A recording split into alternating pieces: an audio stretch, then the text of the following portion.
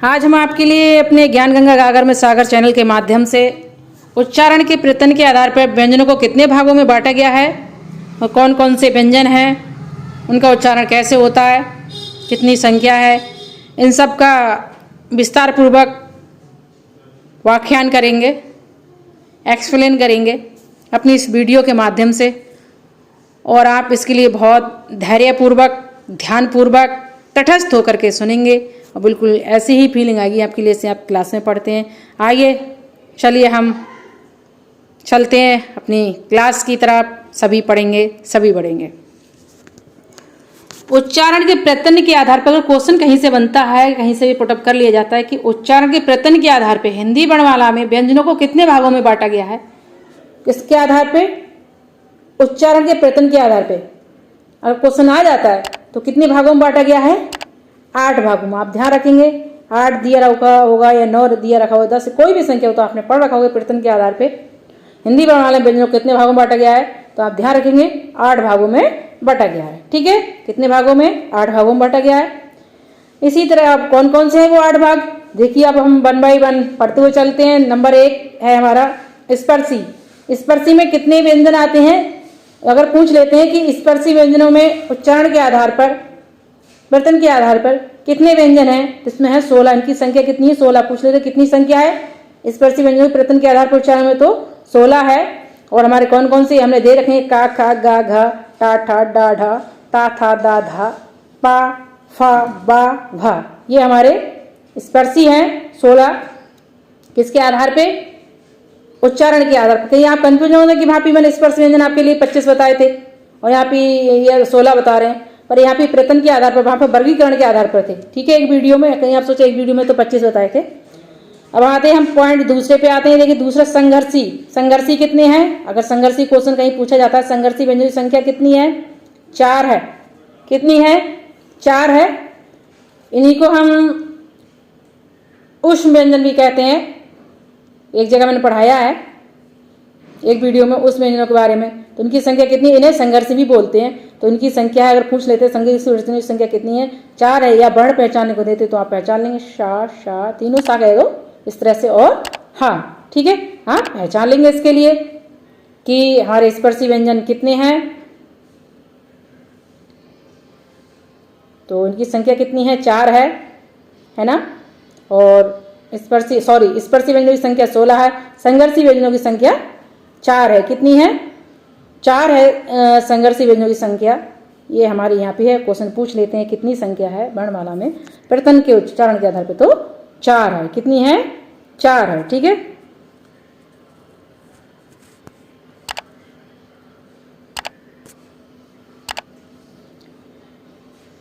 Number 3 ये देखिए स्पर्शी संघर्षी, मतलब स्पर्शी भी है साथ में संघर्षी भी है।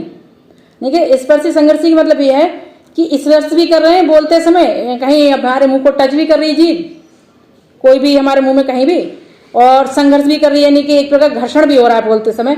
तो इसलिए स्पर्शी संघर्षी इनके लिए कहा गया है। ये कौन कौन से वर्ण है, इनकी संख्या कौन सी स्पर्शी संघर्षी करके आप कंफ्यूज हो कि ऊपर स्पर्शी कहीं संघर्षी है, इसीलिए इनको स्पर्शी संघर्षी किया है। यहाँ पे 2 तरह से इनका जो आ रहा है अर्थ निकल के इनके बोल रहे हैं हम, तो हमारी जीभ कहीं ना कहीं टच भी हो रही है अंदर, जिब्बिया जिसको कहते हैं, और बोलते समय संघर्ष भी कर रही है इनके, है ना। तो ये हमारे कौन कौन से वर्ण हैं, इनकी संख्या पूछ ली जाती तो ये 4 हैं।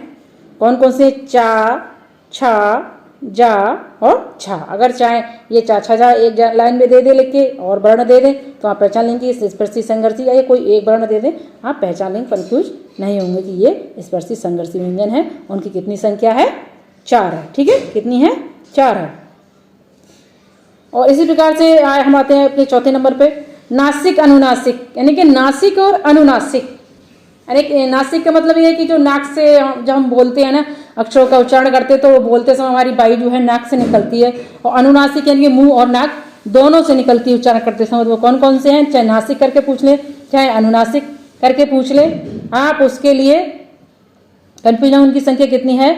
5 है। पूछ लें कितनी संख्या है, चाहे नासिक हो लिखा हुआ, चाहे अनुनासिक हो। आप ये मत सोचें कि अनुनासिक दे दिया, अरे वो तो नासिक पढ़ाए थे, नासिक दे दिया, अरे अनुनासिक पढ़ाए थे, इसलिए दोनों दे रखे हैं। तो इनकी कितनी संख्या? 5 है। वही हमारे जो 25 स्पर्श व्यंजन है उन्हीं का जो हमारा जो पांचवा वर्ण है हर लाइन का, वो हमारा क्या है, अनुनासिक है। मैंने बताया था जो नाक से बोले जाते थे कौन कौन से हैं, ड़ा वा रा ना मा, ठीक है। ये कितने हो गए, 5 हो गए। 5 वर्ण है हमारे नासिक, अनुनासिक। और पार्श्विक व्यंजन, ये देखिए क्वेश्चन में जाता है पार्श्विक व्यंजन कितने हैं, 1 है। संख्या कितनी है, 1 है। और कौन सा है, ये ला, आप ध्यान कर ले, ला है। अब कहीं से भी कुछ भी पूछ लिया जाता है तो आप पार्श्विक व्यंजन कितना हो गया, ला हो गया, ठीक है। अगर चाहे ला कहीं दे रखा हो बाकी और वर्ण दे दे तो आप पहचान लें कि ये पार्श्विक वर्ण है। इसी तरह से अनुनासिक का, इनमें से अड़ा अड़ा वा या ना, ये कोई भी दे दे तो आप पहचान लेंगे कि चाहे सारे लिखे हुए दे रखा हो चाहे एक वर्ण, आप पहचान लेंगे कि ये अनुनासिक या पंचमा अक्षर है। इसके लिए वर्ग उसमें जो है वर्गीय कर्ण में जो है जो हमारे स्पर्श व्यंजन है 25, उनको इसके लिए पंचमा अक्षर भी कहा गया है। और इन्हीं के लिए यहाँ पे अनुनासिक नासिक भी कहा गया है, ठीक है। क्लियर हो गया। आते हैं हम छठे नंबर पे, प्रकंपी लुंठित, ठीक है। ये क्या है, कुछ नया सा लग रहा है ना। हाँ, प्रकंपी मतलब जो हम बोलते हैं ना उच्चारण करते समय जो हमारे वर्ण हम जब बोलते हैं तो हमारे मुंह में 1-2 बार या 2-3 बार एक कंपन सी होती है हल्की फुल्की, तो वो कौन सा वर्ण है, इसी को लुंठित व्यंजन कहते हैं। कौन सा व्यंजन है, कौन सा वर्ण है, ये रा है। रा हम बोलते हैं ना तो इसमें हमारे गले के अंदर थोड़ा सा कंपन सा होता है हल्का फुल्का, और यानी कि कंपन, प्रकंपी का मतलब वही कंपन, और लुंठित व्यंजन इसी रा को हम लुंठित या प्रकंपी व्यंजन कहते हैं। कितनी संख्या है, 1 है। कहीं से भी क्वेश्चन आ जाए प्रकंपी व्यंजन या लुंठित व्यंजन कौन सा है, ये दोनों तो आप पहचान लेंगे, ये रा है। आइए हम 7वें नंबर पे आते हैं। 7वें उच्छिप्त व्यंजन, मैंने एक जगह और भी पढ़ाया था आपके लिए उच्छिप्त व्यंजन कौन से हैं, और इनमें अच्छे से क्लियर हो जाएगा कि उच्छिप्त व्यंजन की संख्या 2 है। उच्छिप्त का मतलब वही होता है कहीं से फेंके हुए, हमारे परमानेंट वर्णमाला में ये नहीं है, ये बाहर के आए हुए वर्ण है। तो ये हमारे ड़ा और ये दोनों अड़ा हो गए। ये हम आप जो इन्हें जैसे भी समझे आप ध्यान रखें, इनकी संख्या 2 है। उच्छिप्त व्यंजन कहीं भी पूछ लेते हैं। आइए हम अपने 7वें नंबर पे आते हैं, संघर्षहीन अंत्यस्थ, यानी कि जिनमें संघर्षहीन का मतलब आप समझिएगा जिसमें संघर्ष नहीं होता है बोलते समय, यानी कि हम उच्चारण करते हैं तो बोलते समय कोई ज़्यादा मतलब हमारे गले पे ज़्यादा संघर्ष नहीं पड़ रहा है, परेशानी नहीं हो रही, और अंतस्थ नहीं, बड़े आराम से बोले जा रहे हैं, मतलब नॉर्मल तरीका से बोले जा रहे हैं, इन्हीं को संघर्षहीन को ही अंतस्थ व्यंजन कहते हैं। अगर क्वेश्चन आ जाता है कि संघर्षहीन व्यंजन को क्या कहते हैं, अंतस्थ व्यंजन कहते हैं। अंतस्थ को क्या कहते हैं, संघर्षहीन कहते हैं। अगर क्वेश्चन आ जाता है, इनकी संख्या कितनी है, 2 है।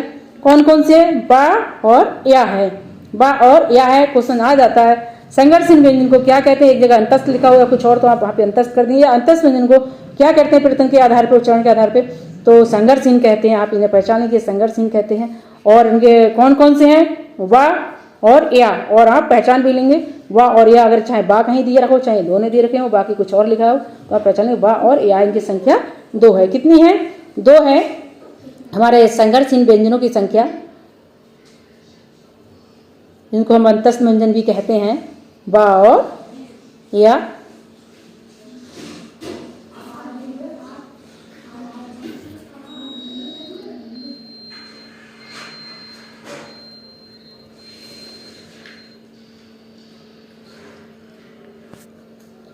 ठीक है, हम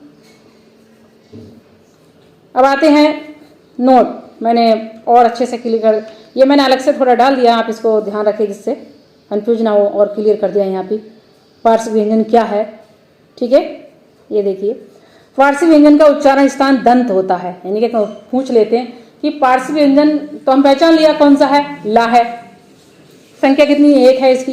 तो देखो उच्चारण स्थान कहाँ पर, क्वेश्चन में जाता है पार्श्व व्यंजन का उच्चारण स्थान कहाँ पर है, तो ये दंत है। जब हम इसको बोलेंगे ला, आप बोल के देखिए, ला उच्चारण करके देखिए, ये हमारे दांतों को छू रहा है, जीभ हमारी दांतों को छू रही, ला बोलते समय ये इसका उच्चारण स्थान है। पूछ लेते हैं पार्श्व व्यंजन का उच्चारण स्थान कौन सा है, तो ये दंत है, ठीक है।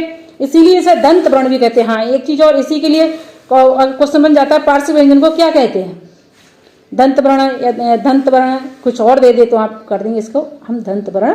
हमारी हिंदी वर्णमाला में इसे कहा गया है, किसके लिए, पार्श्व व्यंजन। पार्श्व व्यंजन कौन सा है हमारा, ला है। इसकी संख्या कितनी है, 1 है। आपको पता बहुत अच्छे से मैंने अभी बताया था, और अच्छे से मैंने क्लियर कर दिया।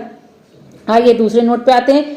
जिन वर्णों के उच्चारण में जीव यानी कि जिह्वा मध्य भाग प्रयोग होता है उसे मध्य स्वर कहते हैं। नहीं, जब हम उच्चारण करते हैं तो हमारा जो जीव है ना, उसका मध्य भाग जो है तो वहाँ पे अधिक प्रयोग होता है, मतलब तो उसको हम क्या कहते हैं, मध्य भाग से बोलने वाला मध्य स्वर कहते हैं। वो कौन सा स्वर है, ये है हमारा, इसकी भी संख्या 1 है, आ है ये। नोट मैंने अभी बताया, जिन वर्णों के उच्चारण में जीभ जिह्वा मध्य भाग का प्रयोग होता है, नहीं कि हमारी जीभ का मध्य भाग जो है प्रयोग में आता है, उसको हम क्या कहते हैं, मध्य स्वर कहते हैं। क्या कहते हैं, मध्य स्वर कहते हैं। किसके लिए और किसके लिए कहते हैं, इस आ के लिए कहते हैं। इसे हम छोटा आ कहते हैं। और इसकी संख्या क्या है, एक क्वेश्चन बन जाता है कि प्रत्यन के उच्चारण में, यानी उच्चारण के प्रत्यन के आधार पर, ये हिंदी वर्णमाला में मध्य स्वर किसे कहते हैं, तो हम छोटे आ को कहते हैं। इसकी यह मध्य स्वर की संख्या कितनी है, 1 है। ठीक है, पहचानने को दे दें आप, क्लियर हो गया। ये हमारा कॉन्सेप्ट मैंने बहुत अच्छे से क्लियर कराया है आपके लिए, आप कंफ्यूज ना है, और मैंने बहुत अच्छे से आपके लिए पढ़ाया है इसके लिए, और उम्मीद है आपके समझ में आया होगा। और हम इस वीडियो को समाप्त करते हैं, और इसी तरह से और भी अच्छी सी जानकारी एकत्रित करके मैं आपके लिए हिंदी वर्णमाला की और भी वीडियो में दूंगी। ठीक है, आपके लिए अगर मेरी वीडियो अच्छी लगी हो तो आप मेरे चैनल को लाइक सब्सक्राइब करें।